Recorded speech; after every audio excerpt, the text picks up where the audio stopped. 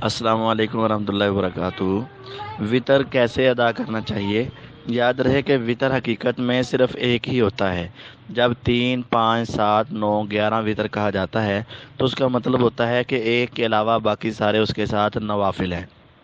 ایک وطر اکیلا پڑھ لیا جائے، اس کے ساتھ کوئی نفل نہ ملائے جائیں تو یہ بھی درست ہے، صحیح مسلم کے اندر روایت موجود ہے۔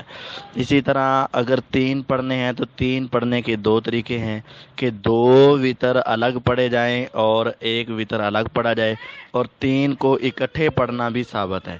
اور جب اکٹھے پڑھا جائے گا تو اس کے درمیان میں مغرب کی نماز کی طرح تشہد نہیں کیا جائے گا۔ اسی طرح 5، 7، 9 پڑھنے ہیں تو 5 میں بھی 2 رکعتیں علیحدہ اور 1 رکعت علیحدہ، یہ بھی ٹھیک ہے، اور اکٹھی 5 بھی ٹھیک ہے۔ اسی طرح 7 میں بھی 2 علیحدہ اور 1 علیحدہ، یہ بھی ٹھیک ہے، اور اکٹھی پڑھنا بھی ٹھیک ہے۔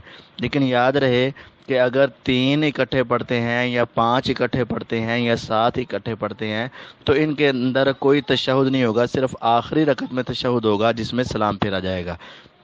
اور اگر 9 رکعت وطر اکٹھے پڑھتے ہیں تو اس وقت 8ویں رکعت میں تشہد ہوگا اور 9ویں میں دوبارہ تشہد ہوگا، اسی طرح 11 کے اندر۔ باقی رہی بات دعائے قنوت کی، تو دعائے قنوت کا صحیح طریقہ یہ ہے کہ سورہ فاتحہ پڑھیں، اس کے بعد کوئی اور سورت پڑھیں، اور اسی طرح بغیر اللہ اکبر کہنے کے اور بغیر رفع الیدین کرنے کے اور بغیر ہاتھ اٹھانے کے، اسی طرح اپنے ہاتھ باندھے باندھے ہی دعائے قنوت پڑھ لی جائے اور آخر میں سلام پھیر دیا جائے۔ اگر بسا اوقات دعائے قنوت بھول بھی جاتی ہے یا انسان جان بوجھ کر بھی چھوڑ دیتا ہے تو اس کے وطر میں کوئی فرق نہیں پڑتا، اس کا وطر درست ہے اور جائز ہے۔